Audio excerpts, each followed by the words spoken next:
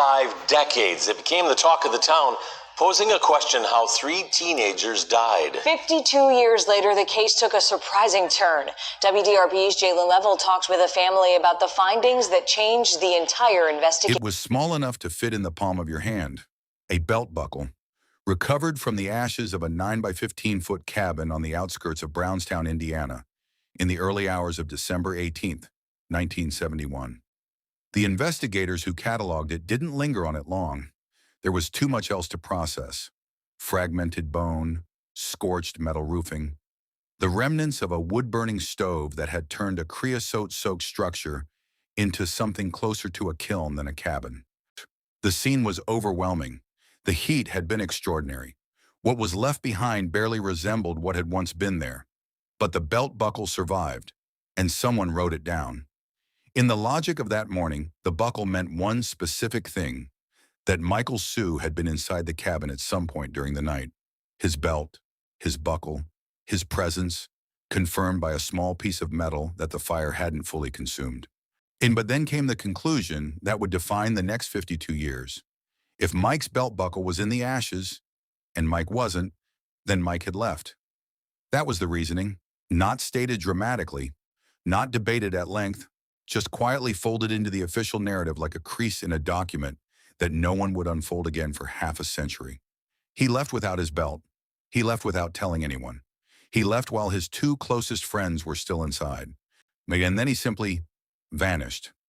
That single assumption, built on the absence of a confirmed third body, set in motion one of the most quietly devastating miscarriages of forensic history in the American Midwest. It didn't make headlines. It didn't trigger a federal investigation. It didn't produce a manhunt that shook the nation. It just slowly, methodically destroyed the reputation of a 16-year-old boy who had no way to defend himself because he was already dead. He had been dead since the fire. The belt buckle wasn't evidence that Mike had walked away. It was evidence that he had never left at all.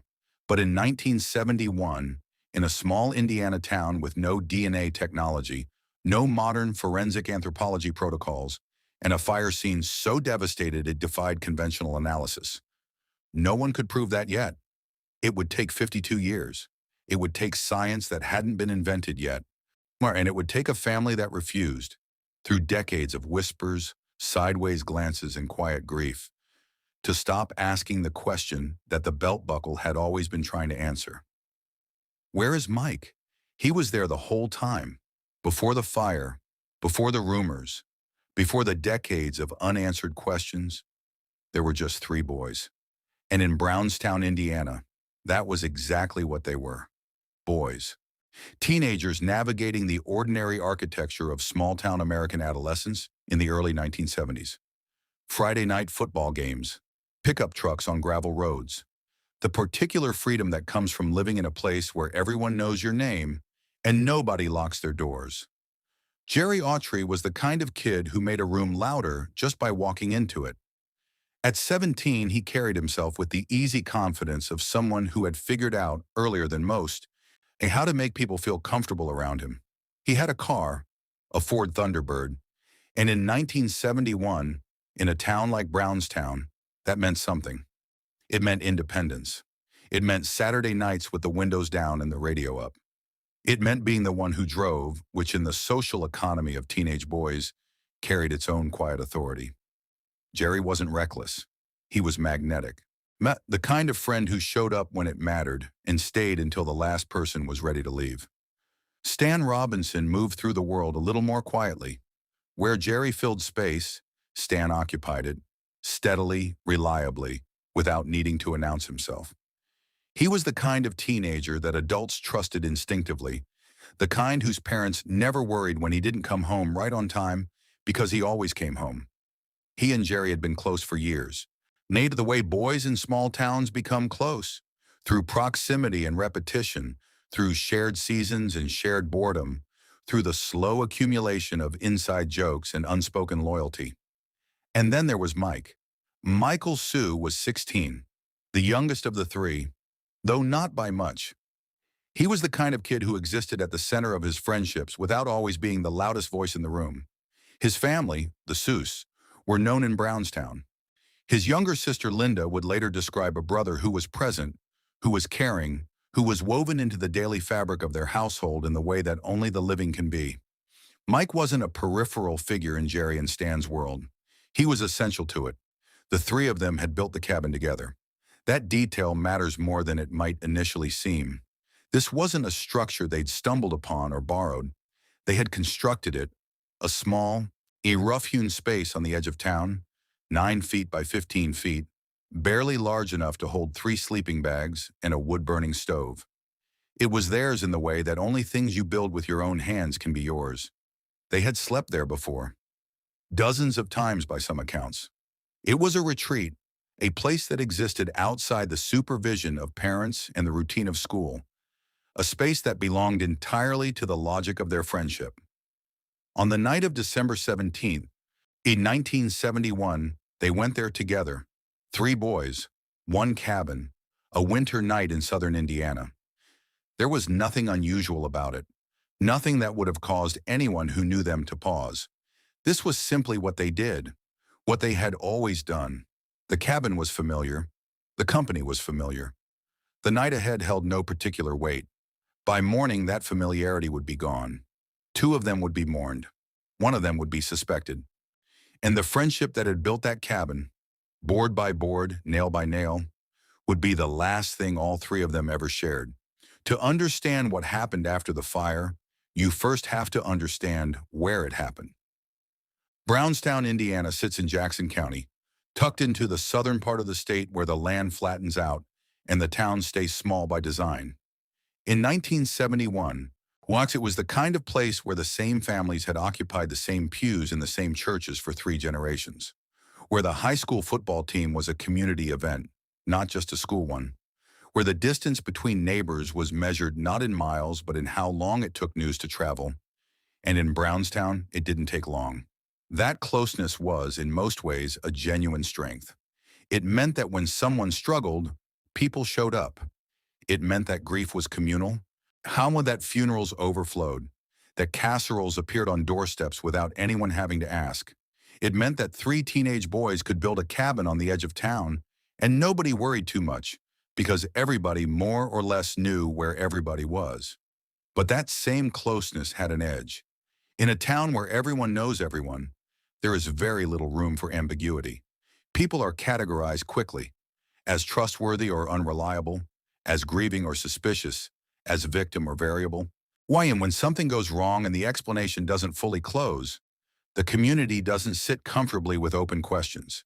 It fills them with speculation, with memory selectively reassembled, with the particular confidence of people who believe that knowing someone for years means understanding what they're capable of. Institutionally, Brownstown in 1971 was also operating within significant limitations. Jackson County's investigative infrastructure was not equipped for a fire scene of this complexity. The coroner system in Indiana at that time relied heavily on elected officials who were not always forensic specialists. Evidence collection at fire scenes had no standardized national protocol. There was no forensic anthropology unit on call. There was no accelerant detection technology comparable to what exists today. There was no DNA analysis, not because it was unavailable locally, but because it would not exist as a forensic tool anywhere in the world for another 15 years. What investigators had in December of 1971 was what they could see, what they could measure, and what they could reasonably conclude given the tools and training available to them. In a fire that had burned as hot and as completely as this one, that was not nearly enough. The evening of December 17, 1971 began the way most evenings did for 3 teenage boys in a small Indiana town during winter break. Quietly, ordinarily, without ceremony.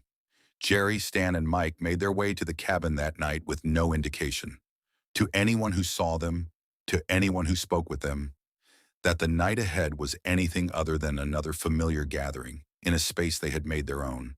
The details of exactly what they did in those hours, and what they talked about, whether they ate, whether they stayed up late or turned in early, have been softened by time and the absence of surviving witnesses who were present. What is confirmed is simpler and more final. They went in, and the fire came, and by morning the cabin was gone. The structure itself was, by any modern safety standard, extraordinarily dangerous. The cabin had been built using railroad ties, heavy, dense timber that had been saturated over years with creosote, a chemical preservative used to protect wood from moisture and decay. Creosote is also, under the right conditions, highly flammable. It doesn't ignite easily, but once it does, it burns with an intensity that ordinary wood cannot match. The cabin's metal roofing compounded the problem significantly. Rather than allowing heat to escape or the structure to collapse outward, the metal enclosed the fire, concentrating it, amplifying it, so turning the interior into a sealed combustion chamber that reached temperatures far beyond what an open structure would have produced. At the center of it all was a wood-burning stove. In a 9 by 15-foot space, a wood-burning stove is both a necessity and a liability. In winter, it was what made the cabin habitable. It was also, investigators would conclude, the most probable origin point of the fire. Whether a log shifted in the night, whether an ember escaped the stove's containment, whether the stove itself malfunctioned, none of that was ever established with certainty. What was established was that the fire, once started, moved with a speed and ferocity that the structure's materials made almost inevitable. The discovery came in the early hours of December 18. Exactly who first saw the fire and precisely what time the alarm was raised has been reported with slight variations across different accounts over the decades. What is consistent is the picture that greeted first responders when they arrived. A structure already consumed, burning at a temperature that made approach dangerous and intervention effectively impossible. By the time the fire was brought under control, the cabin had been reduced to its most basic components: metal, ash, and fragments. What remained of the two confirmed victims, Jerry Autry and Stan Robinson, was recovered from the scene. The remains were severely fragmented. Yet the intensity of the fire, combined with the enclosed metal structure and the creosote-saturated timber, had produced conditions that forensic fire investigators would later describe as consistent with extremely high-temperature combustion, sustained over a significant period. Bone fragments had been reduced to pieces that required careful, painstaking collection.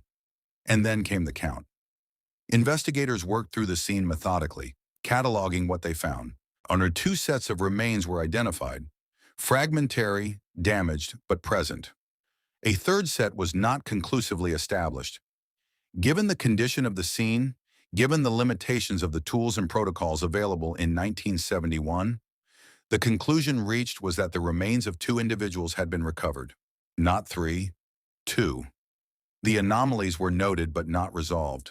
Jerry's Thunderbird had been moved from where it was last seen. On the driver's seat was pushed forward, inconsistent with Jerry's height. The keys were still in the ignition. The oil pan was cracked. A comforter had been found dragged into a nearby field. Fresh cigarette butts were discovered close to the scene. Each of these details was logged. None of them were enough in the chaos and limitation of that morning to alter the central conclusion. 2 boys had died in the fire. 1 boy was unaccounted for.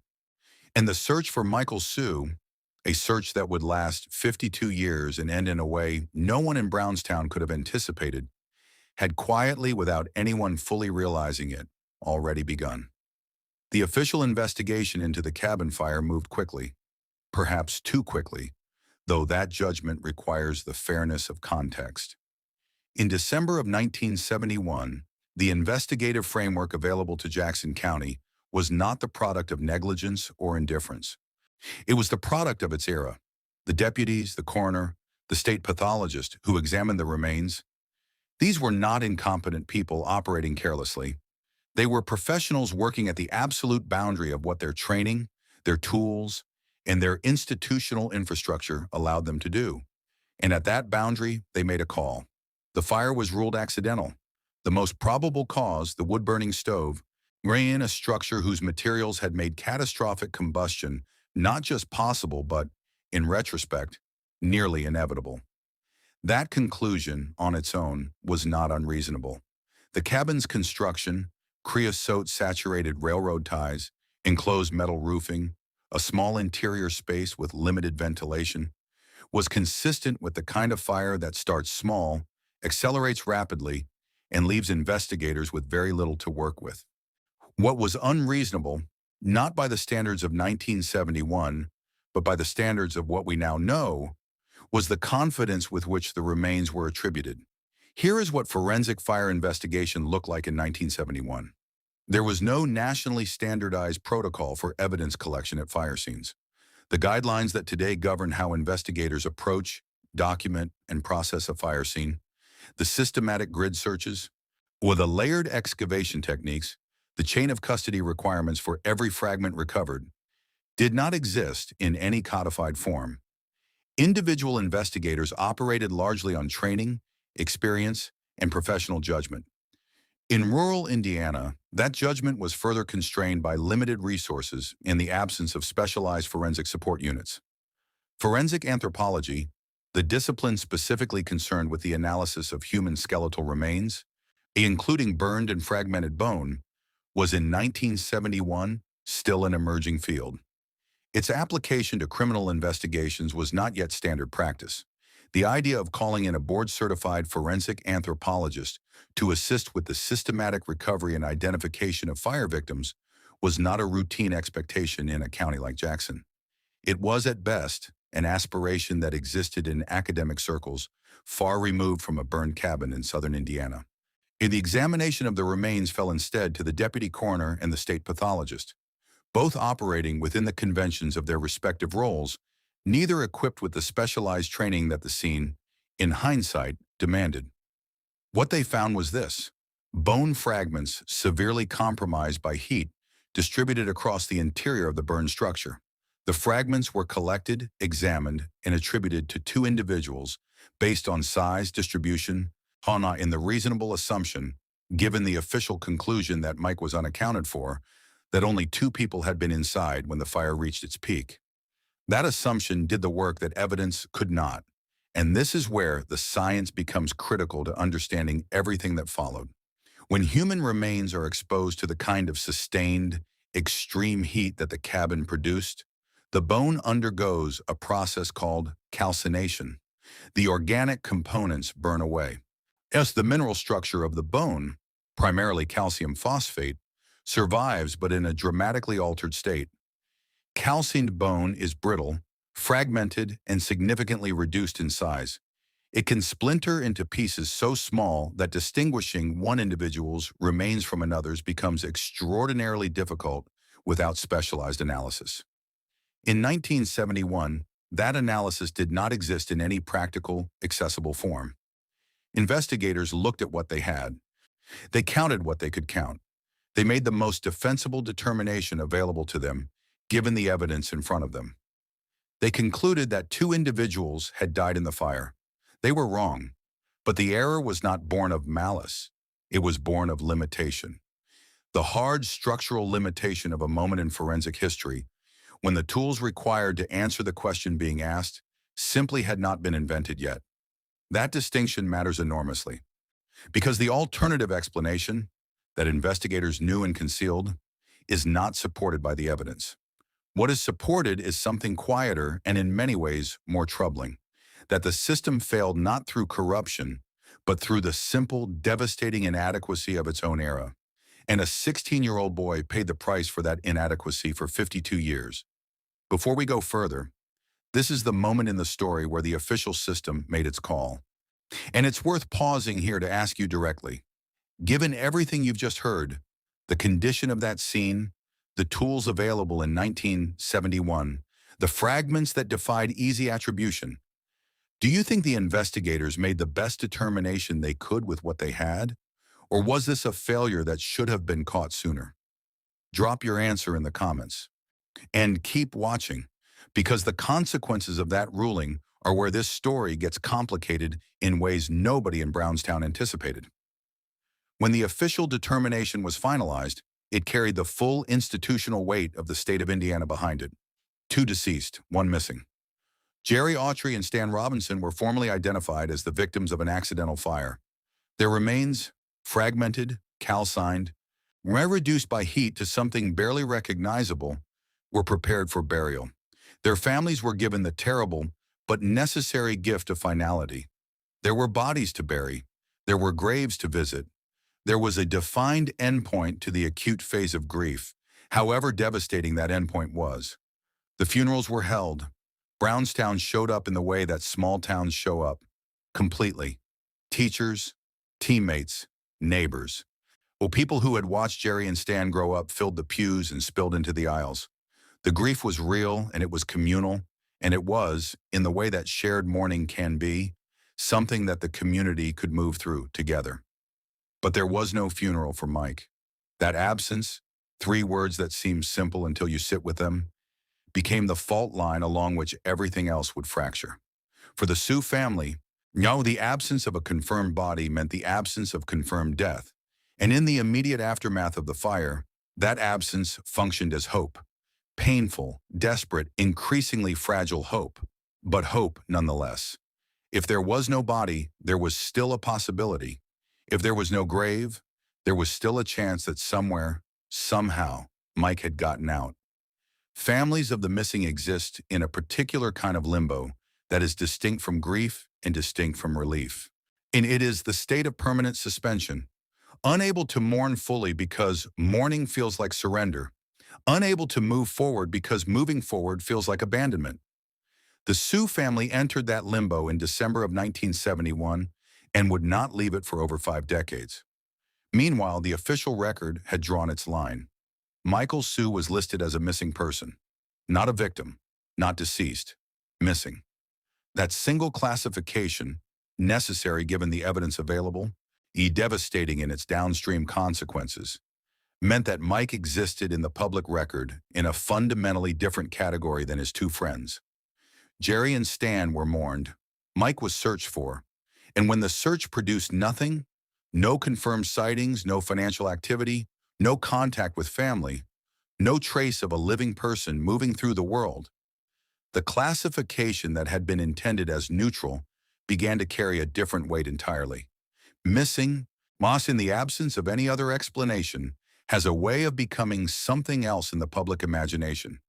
It becomes suspicious. It becomes a question about motive.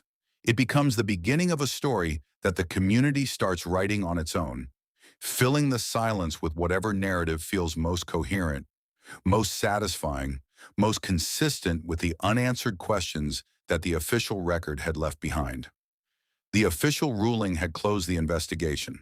It had not closed the questions, and in Brownstown, the questions were just beginning to find their voice.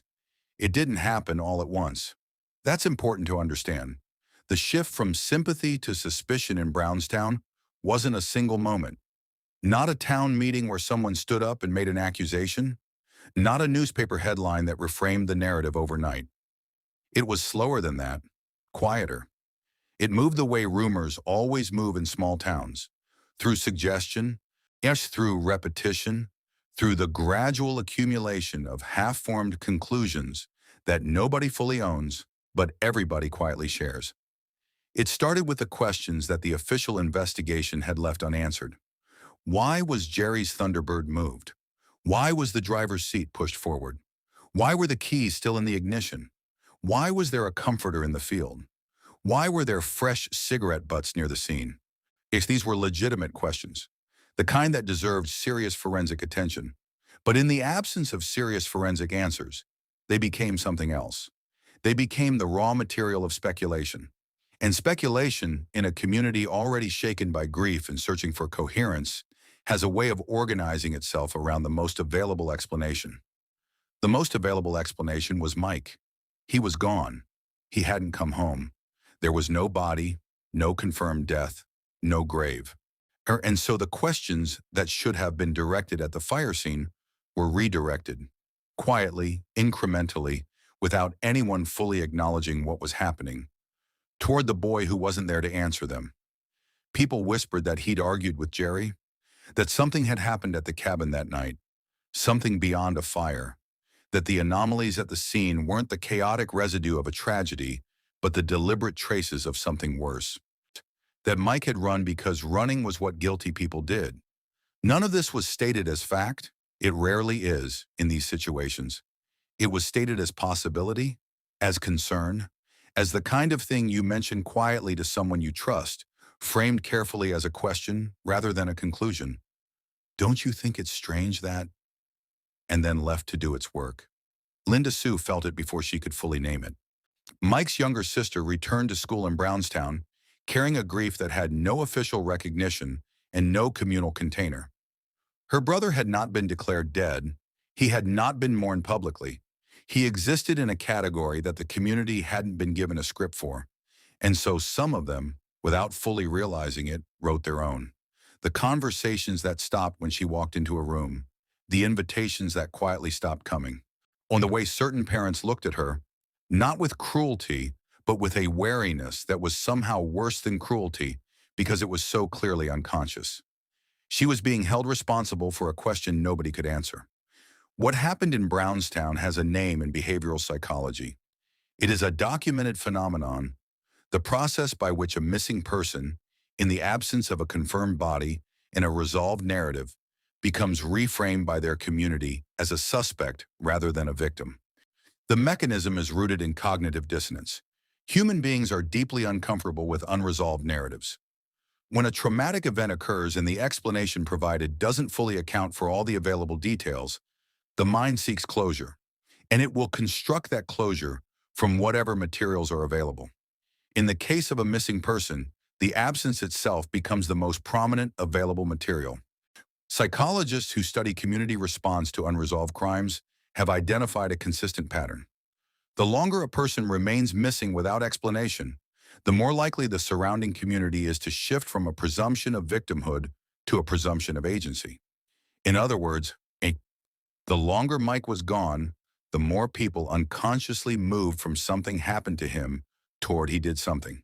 This shift is compounded by what researchers call the just world hypothesis, the deeply embedded human tendency to believe that outcomes are proportional to behavior.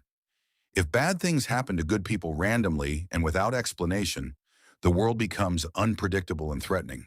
But if bad things happen because someone did something wrong, if Mike ran because Mike was guilty, then the world retains its logic, its order, its safety. The community of Brownstown wasn't malicious.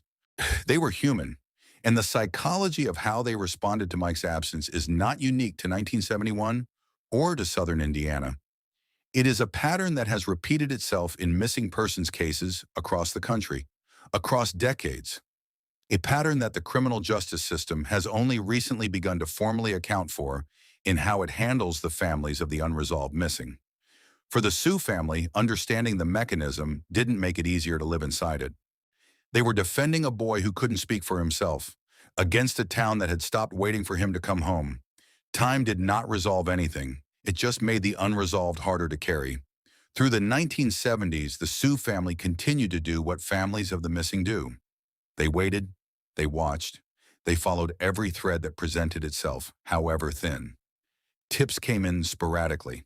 A gas station attendant in Ohio who thought he recognized a young man matching Mike's description. A factory worker in Kentucky who mentioned a quiet colleague who never talked about his past. A hitchhiker spotted in Tennessee who someone, somewhere, was certain had Mike's eyes. Each one was followed up. Each one dissolved into nothing. The sightings had a particular cruelty to them, not because they were malicious fabrications, but because most of them were probably genuine. Surrey people believed what they reported. They had seen someone who reminded them of a face they half remembered from a photograph or a news item, and they had done what they thought was the right thing by calling it in. But the cumulative effect on the Sue family was a cycle of hope and collapse that repeated itself enough times to become its own kind of damage.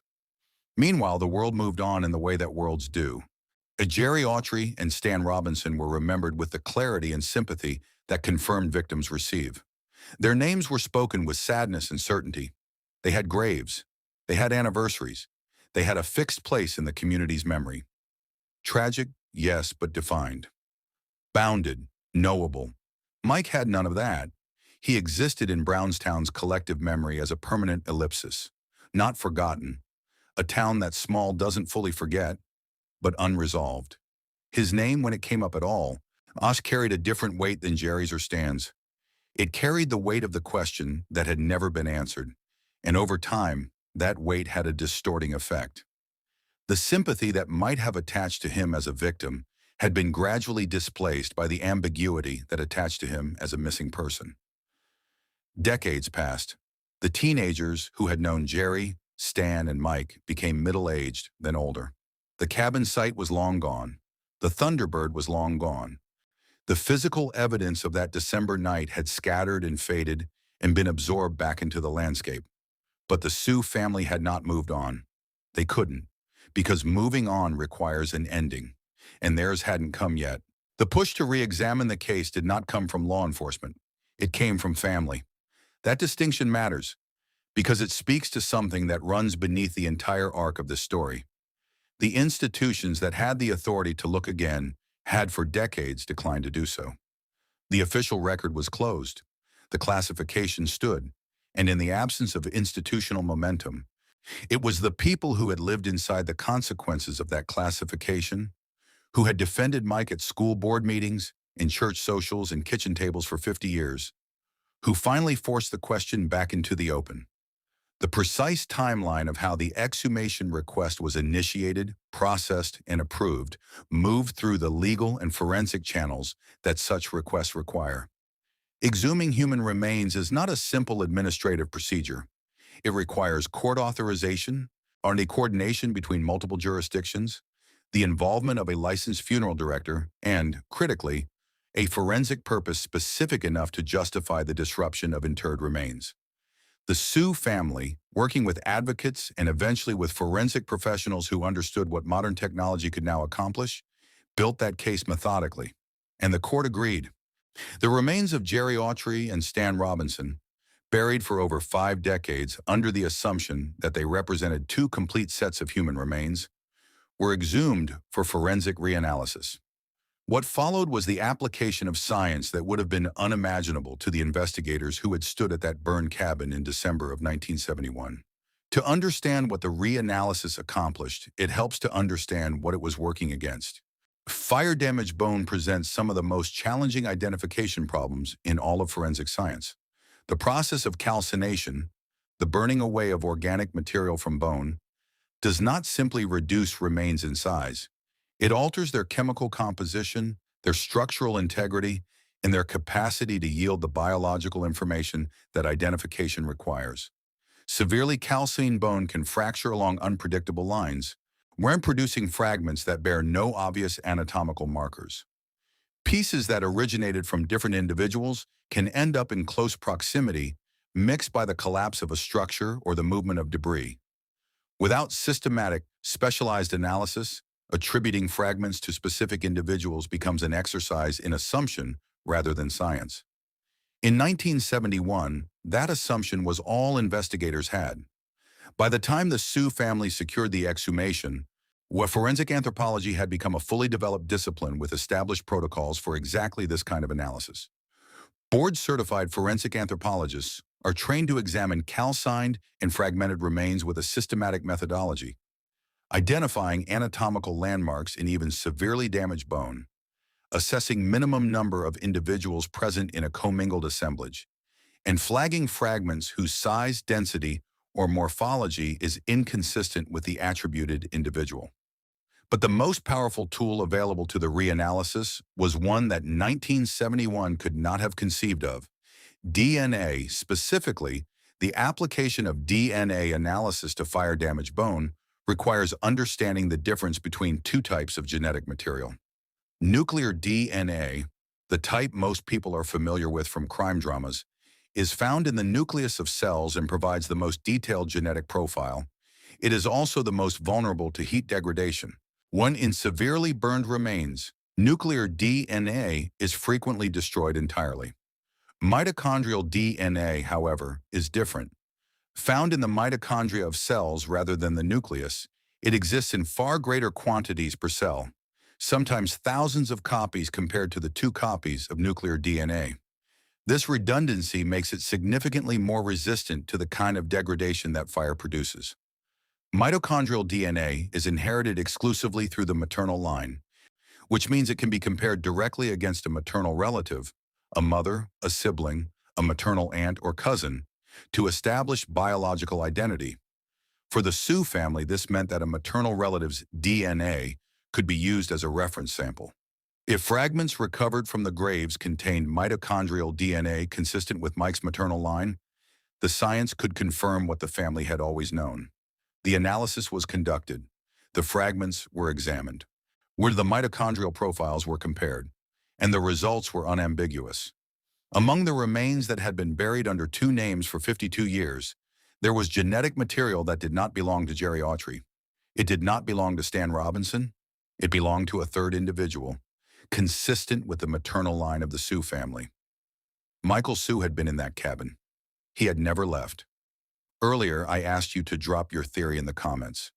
Now you have your answer. If you held from the beginning that Mike never left that cabin, I want to know.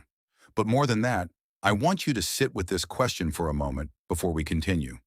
It took a court order, a family's 52 years of persistence, and DNA technology that didn't exist in 1971 to confirm what the Sue family always knew.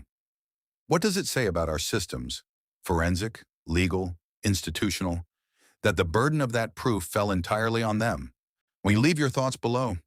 This conversation matters. The confirmation carried a particular kind of weight that is difficult to describe without diminishing it. It was not the weight of surprise, not for the Sue family who had never accepted the alternative. It was not the weight of triumph, because there was nothing to celebrate in the confirmation that a 16-year-old boy had died in a fire and spent the next 52 years misidentified in someone else's grave. It was not even precisely the weight of closure, because closure implies an ending, and what the DNA results produced was something more complicated than an ending. It was the weight of correction. The formal findings established what the science had confirmed, that the remains recovered from the cabin in December of 1971 had included fragments belonging to 3 individuals, not 2. When portions of Michael Sewell's remains had been commingled with those of Jerry Autry and Stan Robinson during the recovery process. Not through any deliberate act, but through the inevitable consequence of a fire that had burned with extraordinary intensity in an enclosed space, fragmenting and mixing remains in ways that the investigative tools of 1971 were not equipped to distinguish. Or the deputy coroner and state pathologist who had made the original determination were not found to have acted improperly within the standards of their time. The finding was not a criminal indictment of the original investigation. It was a forensic correction, an acknowledgement that the science of 1971 had reached its limit and that the limit had produced a consequential error. Michael Sewell's cause of death was formally established. He had died in the fire. He was at last officially a victim. That word, victim, carried more than legal significance for the Sue family.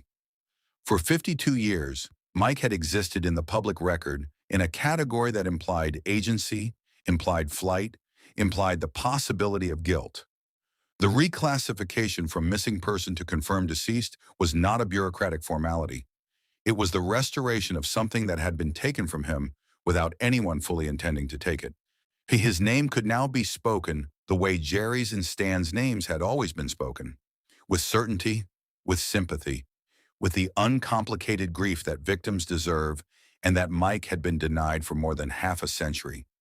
The anomalies that had fueled decades of speculation, the moved car, the repositioned seat, the comforter in the field, the cigarette butts, were re-examined in light of the confirmed conclusion. The most defensible interpretations were mundane rather than sinister. The car may have been moved earlier in the evening and misremembered in the chaos of the aftermath. The comforter was consistent with a panicked early attempt to smother flames before the fire became uncontrollable. The cigarette butts could have belonged to any number of people who passed through the area before or after the fire was discovered. None of these explanations were proven with certainty, but they no longer needed to carry the weight they once had, because the central question had been answered, and the answer had always been the simplest one. 3 boys went into that cabin. 3 boys died in that cabin. The rest was the story of what happens when the truth gets buried, not deliberately, not maliciously, but completely, and what it costs the people left behind to dig it back up. As of the most recent verified reporting on this case, the forensic correction has been formally completed. A Michael Sewell is no longer classified as a missing person in the state of Indiana. His death has been officially confirmed. His cause of death, consistent with the fire that killed Jerry Autry and Stan Robinson on the night of December the 17th, 1971, has been established through DNA analysis and forensic anthropological examination. The record that defined him for 52 years as an absence, as a question mark, as a boy who may have run, has been corrected. The Sewell family has spoken publicly about what the confirmation meant to them, not in the language of victory, because there is no version of this outcome that feels like winning, but in the language of relief, of restoration, of being able finally to grieve without simultaneously having to defend. Linda Sewell, who carried the weight of her brother's ambiguous status through her school years and into her adult life, one has described the confirmation as the closing of a wound that had never been allowed to heal properly. That description is precise in a way that clinical language cannot match. Jerry Autry's family and Stan Robinson's family have also responded to the findings. The confirmation that Mike died alongside their sons, that the three boys were together at the end, as they had always been in life, has been received by all accounts with the kind of quiet, a complicated solemnity that 52 years of shared grief produces. What remains open are the peripheral questions that the DNA confirmation did not resolve and was never designed to resolve. The anomalies at the original scene, the moved Thunderbird, the repositioned driver's seat, the comforter, the cigarette butts, have been recontextualized but not definitively explained. The most probable interpretations are consistent with the accidental fire conclusion, but the precise sequence of events on the night of December 17 remains in its finer details, unverified. Who moved the car, and when, and why? These are questions that the passage of 52 years has likely placed beyond the reach of definitive answer. The fire itself has never been attributed to anything other than accident. No criminal charges have been filed in connection with the events of that night. No investigation into potential foul play has been formally reopened. The case, when in its official capacity, is closed. But closed is not the same as complete. And in Brownstown, among the people who remember December of 1971, the distinction between those two words still carries weight. Come back to the belt buckle. It has earned that return. It sat in the ash record of a 9-by-15-foot cabin in Brownstown, Indiana, for the first hours of December 18, 1971. Cataloged, noted, and then fundamentally misread. The investigators who logged it were not wrong to note its presence. They were wrong only in the conclusion they drew from it. They looked at a belt buckle in the ashes and saw evidence of departure, of survival, of a boy who had walked away. What it actually was evidence of exactly the opposite. It was evidence of presence, of belonging, of a boy who was exactly where he was supposed to be, beside his friends in the cabin they had built together. And on a winter night in southern Indiana that none of them would survive. The belt buckle never lied. The interpretation did. And that distinction between the evidence itself and the story we construct around it is perhaps the most important thing this case has to teach. Not just about forensic science, not just about the limitations of 1971, but about the broader and more enduring human tendency to fill uncertainty with narrative. To take the absence of an answer and replace it with the answer that feels most coherent, most satisfying, most consistent with what we think we already know. Mike Sewell was 16 years old. He had helped build the place where he died. He had gone there with his two closest friends on an ordinary winter night with no particular weight to it. No premonition, no argument, no dramatic final chapter. Just three boys in a cabin and a stove that burned too hot in a structure that couldn't contain it. He deserved to be mourned from the beginning. He deserved to have his name spoken with the same certainty and sympathy as Jerry's and Stan's from the moment the fire was extinguished. Instead, he waited. His family waited. The truth waited. 52 years is a long time to wait for something that was always there. Jerry Autry, Stan Robinson, Michael Sewell, three friends, one cabin, one fire, and a belt buckle that was trying to tell the truth the whole time. Someone just had to be willing to listen. This case is officially closed, but the questions it raises about forensic limitation, institutional accountability, and what we owe to the families of the misidentified, those are very much still open. If this story moved you, if it made you think differently about how we handle missing persons cases or how communities respond to unresolved grief, share it. Put it in front of someone who needs to hear it. And if you have followed this case closely, if you know details about the unanswered threads that still remain from that December night, the comments are open. Some conversations from 1971 are still worth having. Jerry, Stan, Mike, say their names.